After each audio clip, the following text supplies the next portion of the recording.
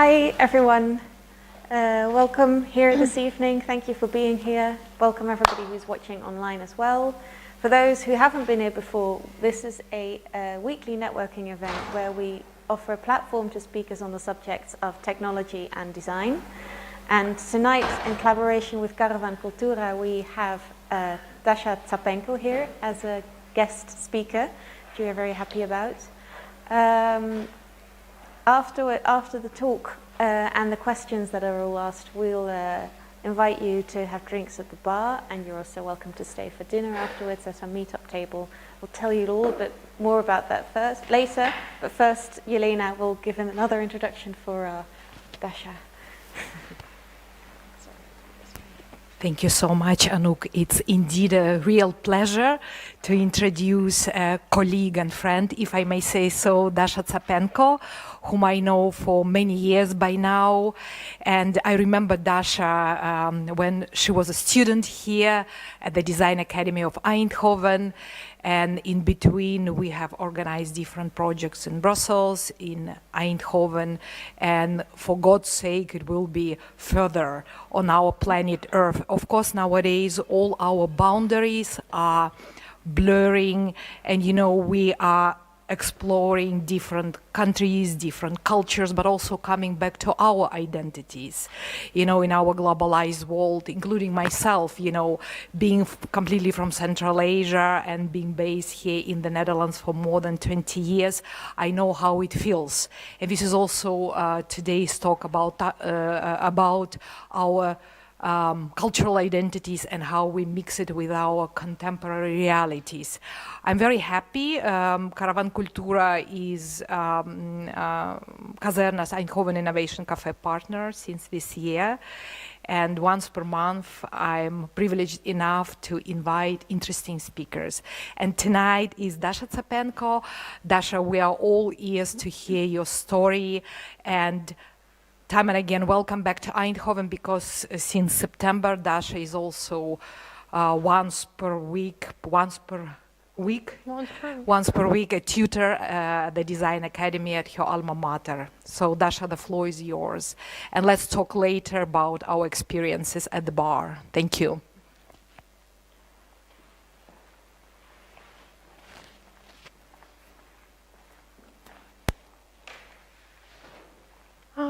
All right, so this is my scene, right? Haven't practiced it yet. Thank you, Elena, for this warm introduction. It's nice to be in Eindhoven again, in Kazerne, indeed in this city where I've lived for 2 years, and I'm happy to see all these people here. Actually, most of the people are even involved in this presentation, or in one case or another have to do something with that presentation. So I'm happy that afterwards it might be a very nice networking event, because all these people, we are all intertwined in one way or another. Okay, let's check if that actually works. Is the date correct? Because I used to work in a school a couple of months ago, and I prepared presentations for my students, and I normally wrote the date of the day when I prepared the presentation. So they laughed with me that the day was always behind. So 15th, right? Okay. Eindhoven, great place. It changes a lot as well. Each time I come, it keeps on changing. This is a division, and today my presentation is made in that way that you see a lot of these extremes, left side and right side. Line is not to be taken as a wall, as a boundary, but you see a lot of comparisons.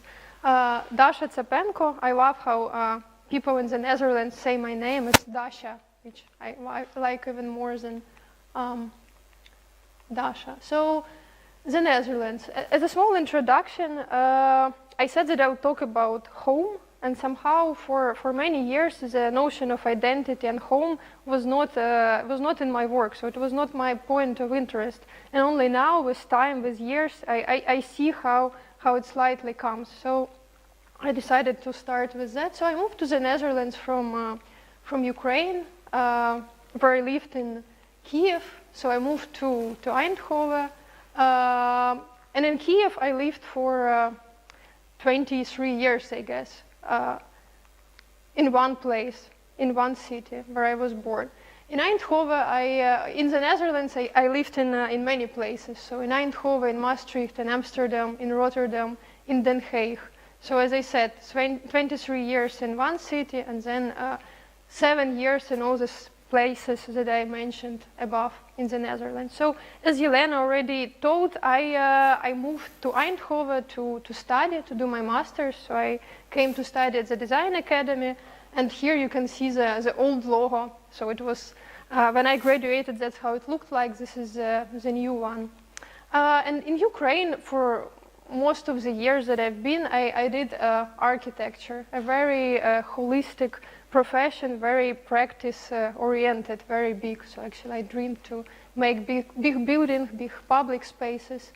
And then in the Netherlands, I went to do my master's in social design. Back when I came, I had no clue what social design actually meant. But if you break it and what I actually did in practice, yeah, so what it was. So I started to do interior architecture, which then transformed into performance, and then somehow it merged into microbiology. So it's quite a big journey, right? From this big architecture to a tiny microbiology. So in a way, you can say that my world and my professional scope became smaller, smaller, smaller. For some people, it gets bigger, but in my case, the scale really got smaller. But I think in my case, perception-wise, it expanded. So from an architectural office, I moved to the biolab. So this is the biolab is my natural habitat and my natural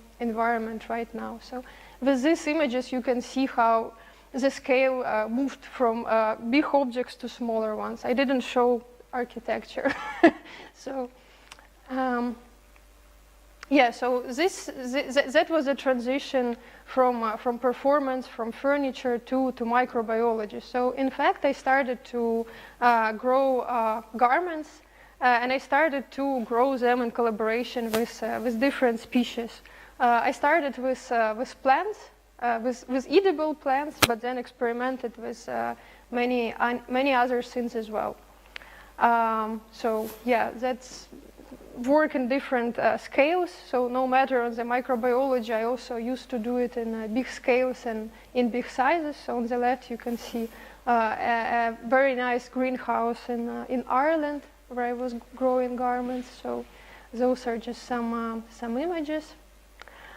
So for the last 2 years, I've been working in Utrecht University as a freelance researcher, and I had a privilege and honor to be able to work there and to develop my artistic practice and to use the facilities, but also the expertise of the microbiologists. And from this year on, I also have like a one day contract. So I continue working there. So what I worked with, it all started with winning the BioArt and Design Award with Professor Han Vosten. And long story short, what we did, we studied the symbiotic relationship between edible plants and mycelium and mushrooms. Because in my case, I was interested how my work with plants and how fabric created with plants, that what I was doing with would benefit from mycelium, because I was hoping that mycelium would prolong the life of the garments that I was growing. And Han Vosten, on the other hand, was curious how mycelium could contribute into agriculture. So basically, because we know all the symbiotic relationships that happen between roots in nature and between the mycelium. So the mycelium helps bring in nutrition to the roots. And there are a lot of research done in how basically mycelium, if curated in the right way, can help us growing our crops for food. So in fact, what we did, we started to make garments starting from raw hemp and then enhance its value with mycelium, then grow mushrooms, which could be harvested and eaten, and then grow in edible crops, and then, for example, using principles of agriculture and then growing crops which are harder and harder to grow on.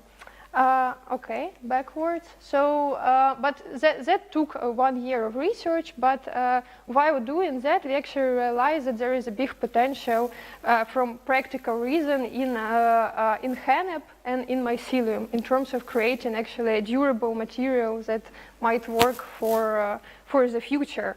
And it was a big journey, and it still is, because it requires many experiments and many tests. But so far we present our in-between results as exhibition prototypes, where we communicate how fashion of the future might look like, but also how our relationship with fashion as users might change, right? How do we take care of our garments? How does our kitchen look like? Is it a kitchen? Is it a dressing room? Is it a merch of that? Actually, here in our audience, we could see Chloe, and I'm super happy that she came. She graduated from Arnhem, and she actually brought my research on a completely new level, because she made a project which was called Growing with Garments, where she explored how does relationship of users change by growing garments. So you can talk with her after the presentation. I'm sure she will have a lot to tell. So then you see this division again. So hemp and mycelium. At some point I decided to stop the research part and to focus on really practical things. So I narrowed my research only to two ingredients, to industrial hennep and to mycelium, one species of mycelium. So there are many that work, but I've chosen Trametus betulina because this species is very common to the Dutch environment. And industrial hemp, and now that's where my background comes from. And I guess this is the first time when I, in my work, was conscious of my background as Ukrainian, because hennep has a long history in Ukraine. And here we have actually Oksana Devo, who knows all about that, all about hemp, and her family also stays on the roots of hemp in Ukraine. So I wanted to actually combine these two species, hemp and mycelium, in terms of ingredients to work with, but also in terms of connecting the two worlds for me, so Ukraine and the Netherlands. And then it started. So yeah, this is the hennep and the species of mycelium I worked with. And then I started to experiment with what basically comes of this industrial hemp, right? All sorts of yarns. I dissected this hennep into different elements, into stems, leaves, roots, and then I tried to figure out what fiber can come out of those. And then mycelium, which came from the fungus, which I showed beforehand. Well, that was supposed to be a very nice video. So on the two videos, is it possible maybe to show them, because we have time? Yeah, maybe could you just 3 minutes skip, not the start, but click somewhere in between. A bit more, yeah. So this is Ukraine. And in Ukraine we have really deep rituals when it comes to agriculture. So when we plant something or where we harvest something, we have really specific holidays where people take it serious. They sing songs, they come with some sacrifices. So this is really deeply rooted in our culture, and still people do it like that. So here you could see a harvest, process of harvest. Maybe you could put it a bit further.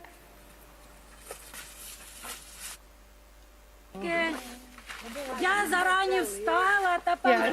actually very nice video. I don't want to show it whole, but it shows how seriously it was always taken and still is taken. Попрацювали. За гарний початок можна і наливочки Thank you. випити. Next one. Гранчачки у мене є. Давайте, гранчаки.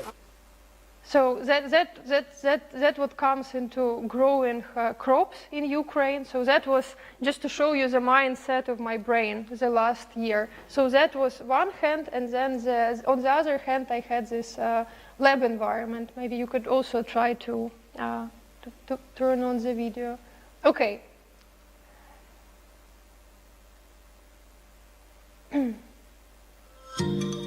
Also maybe just skip it through.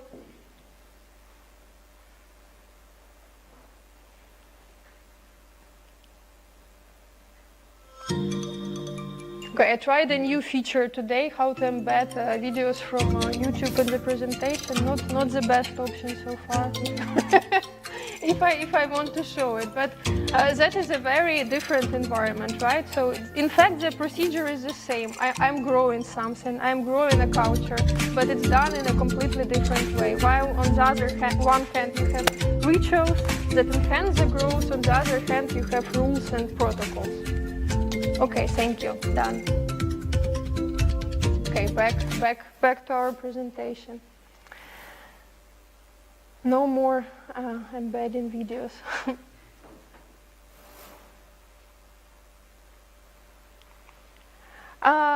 So yeah, combining these two, the hemp, the cannabis sativa, and the mycelium, I decided to take three basic techniques which have to do with textile, which are also very common for both countries, for Ukraine and for the Netherlands, actually for all countries.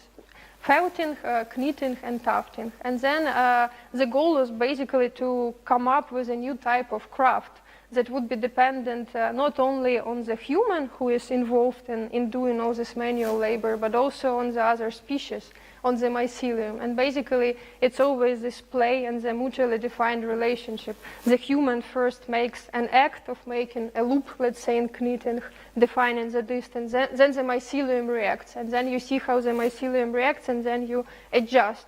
And then at some point you realize that, okay, you as a human don't have any control because you work with something else, but it's a completely different story. So it's an absolutely new way of working. So yeah, here you can see also the division in two types of worlds. So on one hand, you can see all the books about hemp, right? Which mainly, in my case, they came in Ukraine, because as I said, Ukraine has this very big history of learning. And before the World War, there were much books written. And all over the world, actually, people go to Gluchiv, which is in Ukraine and Poltavska Oblast, to learn how hemp is grown. So mainly old books. And then on the other hand, I had this cutting-edge books on how to grow mycelium and mushrooms and what needs to do, which constantly are updated. Well, actually, those are the books that are in Gluchiv, and they showcase them as basically Bibles of hemp growth. I guess those people who have to do with mycelium know the books which are on that side. And on the other hand, I had a totally different, in terms of methodology, I was reading books on crafts, on textile crafts of Ukraine, on traditional weaving techniques, carpet making, weaving, embroidery. And then in order to bring that to the lab, I had the reality of reading protocols and instructions, how to work in the lab, how to use machines, and all these types of things.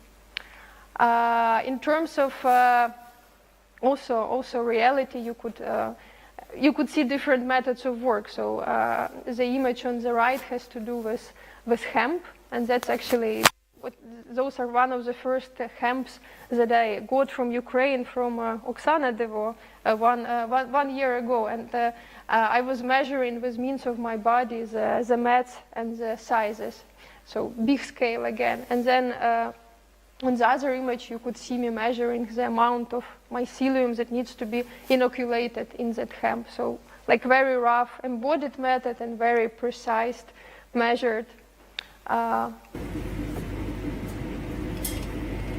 Okay, this video works because it's not embedded. Never embed videos. This is my video.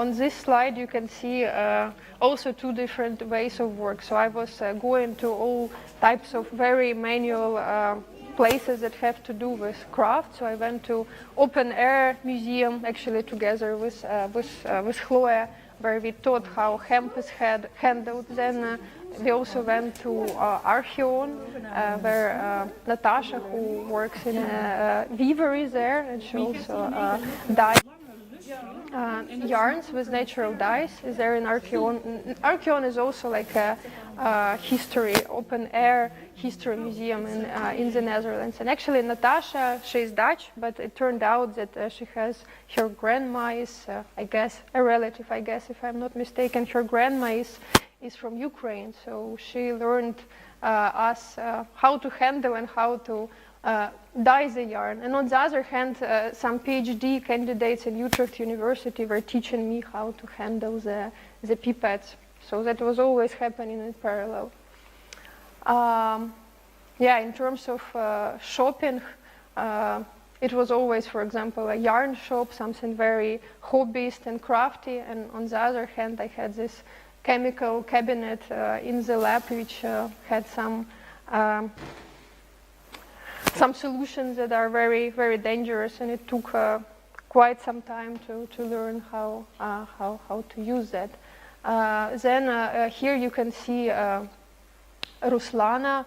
It's an artist and a weaver from the Carpathian Mountains, who last summer taught how to also handle wool, but also hennep. So all these traditional techniques that were done before, but are still used in Ukraine. And then on the other spectrum, you see the shaker. Normally when people see the shaker alive, they're very excited because it's mesmerizing. So that's how the mycelium grows. So you put a tiny bit of it, and then in a proper solution, it shakes there for 1 week, and then it grows. And after that, it's ready to be inoculated in different types of fibers. Then in terms of also methods of work, you can see a very manual way of dealing with fiber. In this case, this is wool, but it could be also hennep. So here we felt the fabric with our feet, and here in a very precise scale, the mycelium is inoculated on that fiber. So on another extreme, you can see Yavoriv, Ukraine, and this is how the weaved blanket is washed. So basically what they do, they use the streams of rivers which have very fast flow, and they use it to fluff the wool and to make it stronger together. Here is another type of washing done. This is the grown mycelium that you've seen already shaken in that culture. Here it becomes like flakes, and I am also checking the size. This is also a very funny image which comes closer to what my main message will be. Here you could see, so on one side you could see a very basic technique which we all as kids do, like pompons from out of wool, and this is done out of hennep. And on the side you could see it looks almost like a pompon, but in fact it's a fruiting body of a fungus. It's a mushroom. So it's called monkey's head because it's round, but they also call it a lion's mane because it's very fluffy. So again, hemp and mushroom. So all that combinations that I was doing, they resulted in really huge amount of samples. So actually from being quite conceptual and theoretical all my years, the last year I became very hands-on and very practical. So basically the thinking disappeared and it was only action-reaction, doing something, seeing how the mycelium responds back and forth, and it resulted in a very big amount of samples. Someone called me even like a sample artist, and the professor in the university was complaining like, okay, when do you actually do something concrete enough of doing samples? But this is already the piece which worked with knitting, and that's how the structure was made for combining mycelium. Those are some experiments with tufting, where actually you tuft a base, and then instead of glue, how they do it in carpets, instead of silicone glue, you can also use mycelium as a binder. Here you can also see how mycelium binds together the fibers. So another row of experiments was pattern making, because mycelium can be used as a pattern which not only works aesthetically, but which also binds the hem together. So here you can see some of the processes. Here is my studio. Yeah.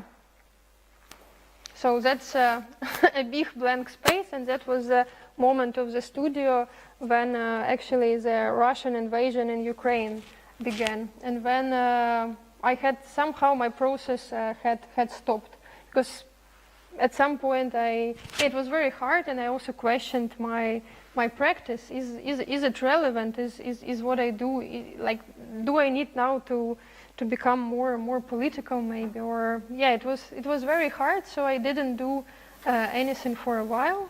And then I went to work to a school. So I went to work with Ukrainian kids, just to find my ways of connection.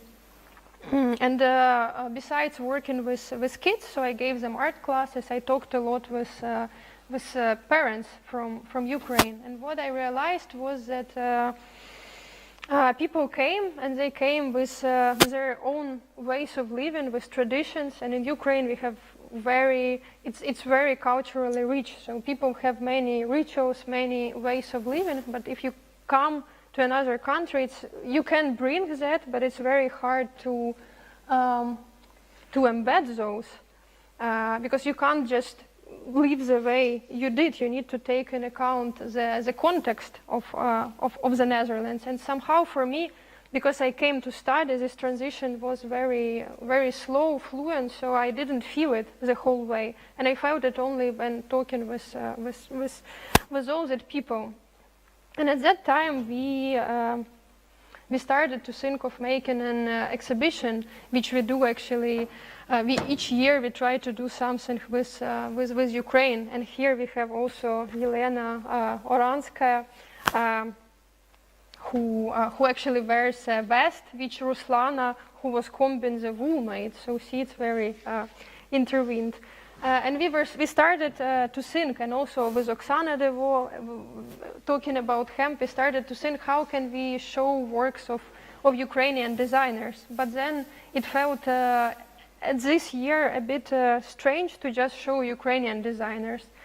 So we wanted to show some other context. So we decided to combine Ukrainian designers with Dutch designers, and to combine this aspect of tradition, rituals, and cultures with this innovative aspect, which is very prevalent to the Netherlands, and which was already so much vivid in my work. And that image now is a very key image for me, and that was maybe a turnover in the process when I was stuck. So that comparison really helped me to keep on moving. So here you could see the Ukrainian gunya, which I'll talk later about, and here you can see the mushroom.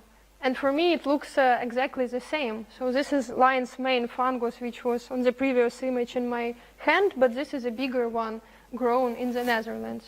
Okay, so mushroom is clear, but how to get there? So what is a gunya? Gunya is basically a garment, a Hutsu garment. Hutsus are people who live in the Ukrainian mountains, in the Carpathians, and before and even now they wear these gunyas to so shepherds wear them, and they wear them as a protection, because all this loose hair, is a specific technique of weaving with wool with loose hair, and when the rain comes, the rain drops, they basically fall over this hair. So this item is waterproof, which protected and still protects shepherds from the weather elements, but also it's quite heavy, sturdy, so it also protected and still protects them from the animals. But also gunya, if you read into history, it has a very rich symbolism, because if you own a gunya, then you are protected in all sorts of ways. So it serves as a oberich, we call in Ukrainian, as a amulet in a way, so it protects you. And here you can see some old pictures that many people in villages, they had it. So gunya, they had many gunyas for all sorts of occasions, and each gunya was meant for different purposes. So also talking about rituals, they were commonly used in weddings, in funerals. Yeah, but for me at some point it was somehow exciting to show this journey. How do we get from this tradition, right, from a traditional gunya to the lion's mane fungus? And in fact, the ambition was to make a gunya which is actually grown out of mushroom, that instead of wool you use fungus for this hair. But then show it through a number of in-between steps. And then a whole journey began, a very exciting one, and it just started, and we are in the middle of it. But I really invite you to come and see it to Dutch Design Week, because we managed to show it, and not only to show Ukrainian gunya as such, but to really put it in a Dutch context. For example, one of the gunyas we made together with Mario van Schaik, who is a creative producer, but with a rich background in textile, and she started to work with wool recently. So we made the gunya, but out of Dutch discarded wool, and by that telling stories of how basically wool in the Netherlands is a waste material in many cases. And then one other very rich branch of the research became the collaboration with Oksana Devo, who is here and who is actually very famous because she and her brand Devo Home, they invented and patented now the so-called hemp fur. So it's a great alternative to not only animal fur, but also to synthetic fur. And everyone in Ukraine, including all celebrities, they know Oksana. We decided to make also a contemporary version of a gunya, because normally gunyas are very heavy, so we decided to make the one which could serve as an amulet for people every day here. So there would be a gunya which would be made out of hemp fur that Oksana made, but not only of hemp fur, but also from hemp threads that were made by Oksana, but then later on spun in a small village in Ukraine, and then put together and assembled here in the Netherlands. Well, another story that we would like to tell in the journey in between a traditional gunya and a mushroom gunya is the journey of dyes, because very funnily enough, in Ukraine, people, our grandmas, they know and knew everything about natural dyes. That's how they used to do it for many generations and years ago. And what we see now in the Netherlands, that the last 10 years, it's also a very healthy and sustainable trend, because many textile designers work with that. But if we go back to Ukraine, what happens now, many craftsmen, they actually, even though their grandmas know all the natural recipes, they still dye with Chinese inks, which are chemical. So here we wanted to show how you could actually dye wool, hemp, but also other fibers with ingredients that everyone has in their kitchen. So we took borscht, it's a Ukrainian soup and dish, which is made, which is very nutritious and rich in ingredients. It has beetroot, onion, potato, carrot, and those ingredients, the leftover parts of the plants, of the vegetables that you don't use in borscht, you can use as dyes. And you could see one gunya that would be colorful. Then you could also see my journey that I made out the years together with my colleagues, microbiologists, and then you would see how actually hemp works together with mycelium in different ways, and how you can make gunyas out of it. So, telling that, I use a chance to invite you all to come to the exhibition, which is called Homeland. I think it's a different story and a separate presentation on what means home, what means land, because our gunyas would be only part of it. Those here you can see all the artists, both Ukrainian but also those based in the Netherlands, that will not only present their works, but that took courage to not show what they did before, but to say, okay, we're in the process, let's open up, let's make new connections, let's collaborate, and let's actually make something together.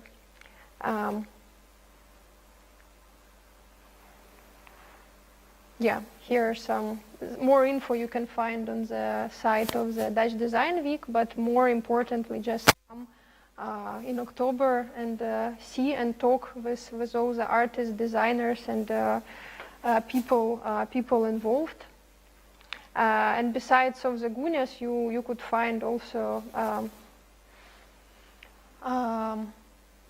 well, we call it tableware here, but I would say services, sets of tables that tell stories of Ukraine through different ingredients, which are common not only in Ukraine but also in the Netherlands, such as sunflowers, salt, buckwheat, milk, and each service, each table would tell a unique story of collaboration of one Ukrainian and Dutch artisan, but also on the components and how the components and ingredients were changed with the reality of the war coming.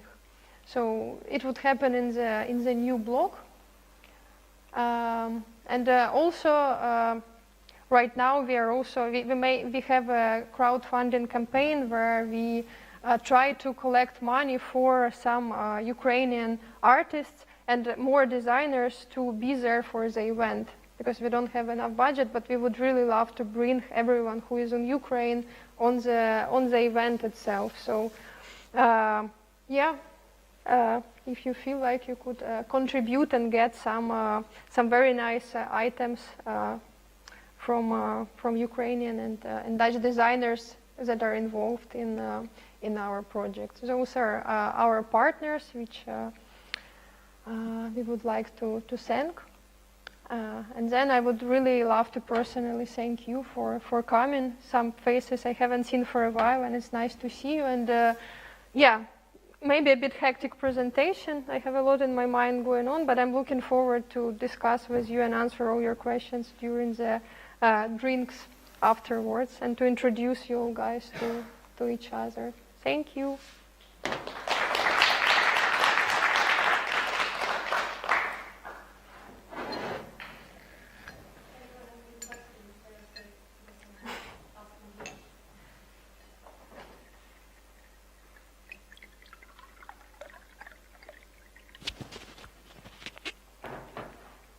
Okay, no questions. Okay, Yelena, yes.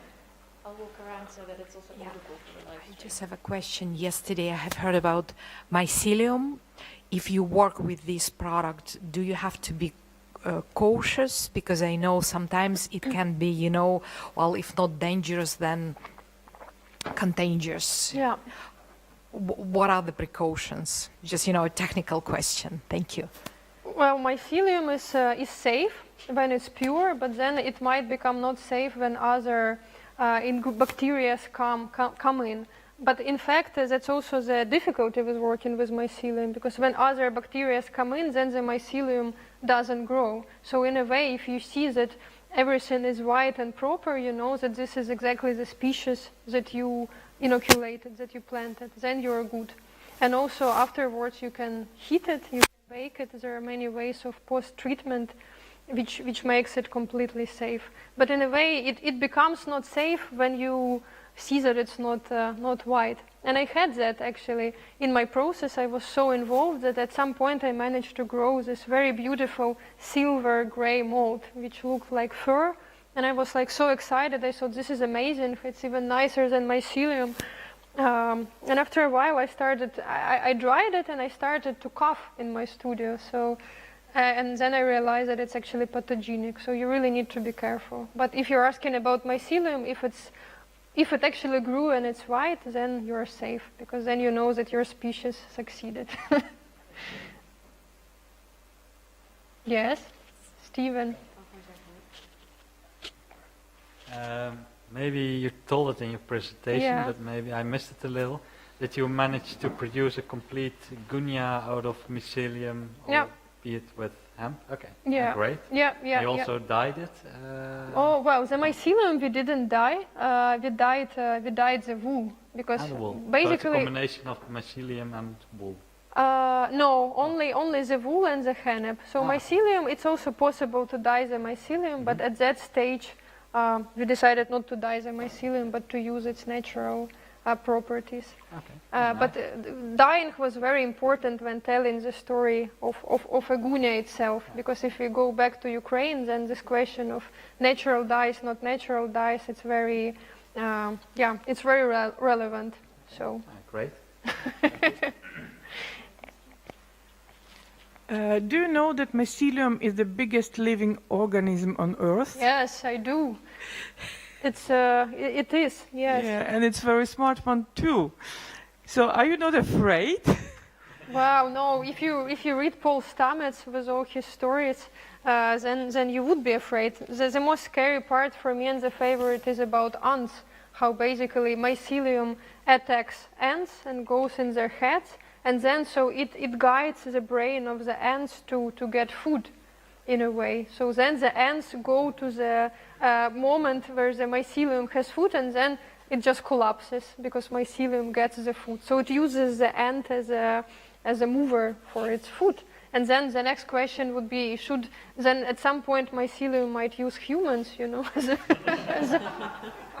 as a mover. But and it's a bit scary, because it with all that global warming, it might happen, because it has to do with temperature.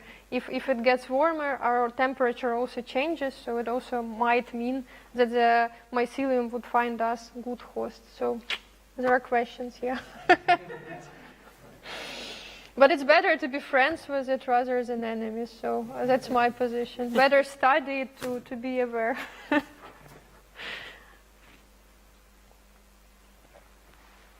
Yes?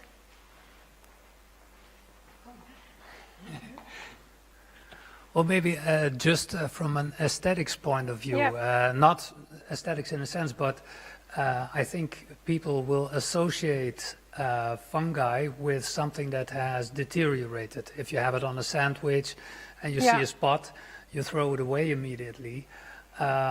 If you would see somebody wearing it or have a garment which looks like it has deteriorated, will that not affect how people actually observe it? Because you can explain, and you said that the silvery one was really beautiful, very nice, but might also be very dangerous.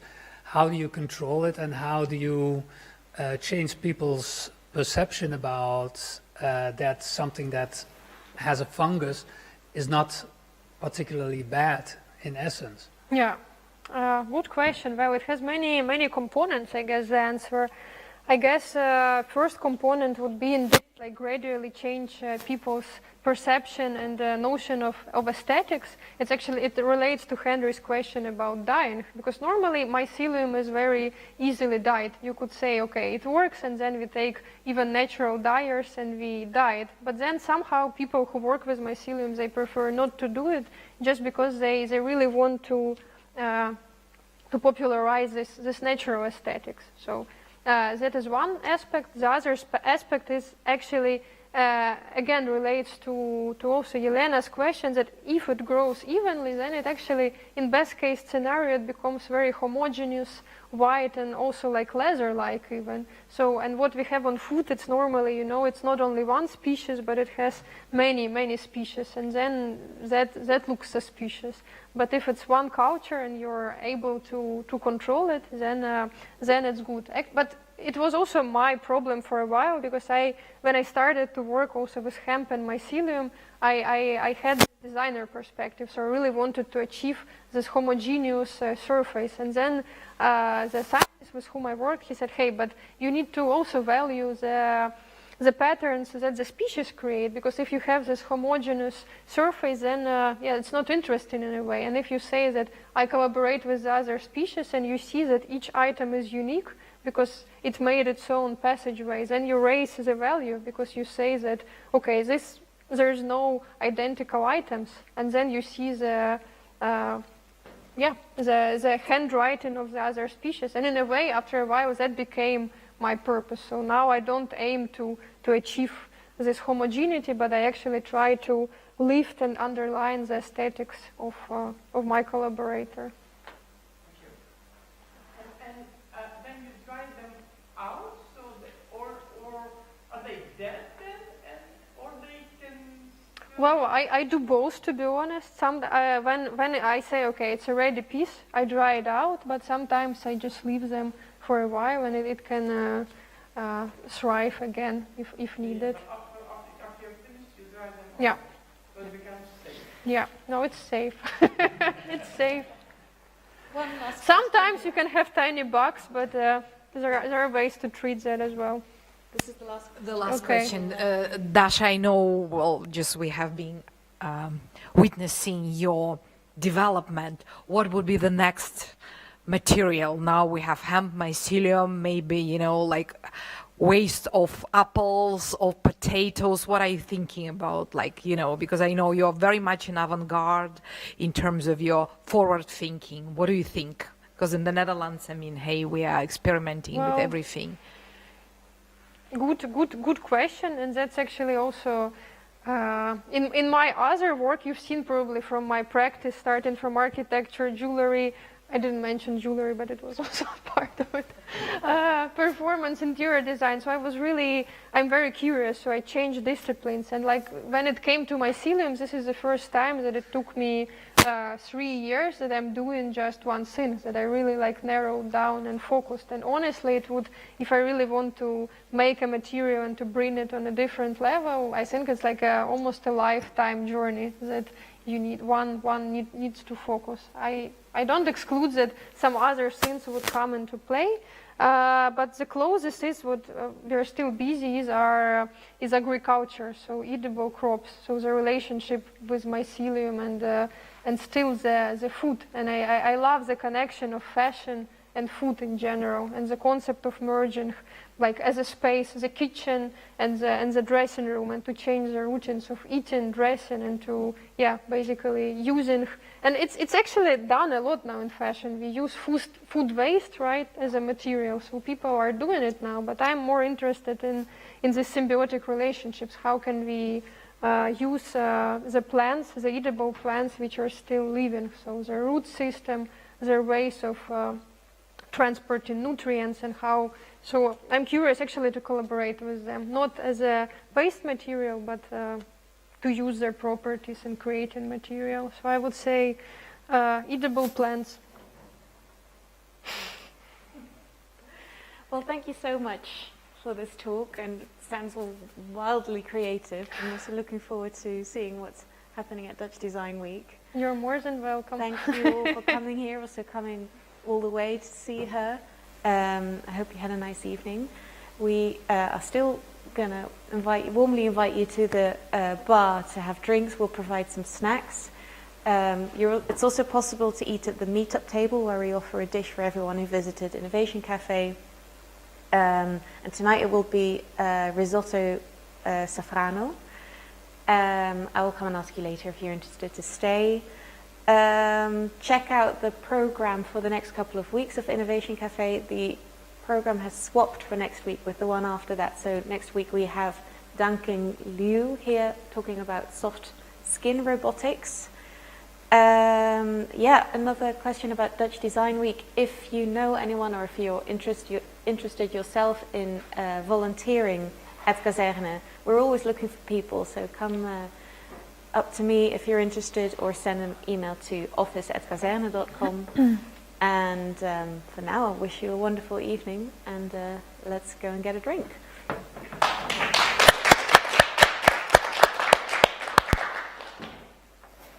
Yeah, thank you. Hey, nice to see you. Has been a while.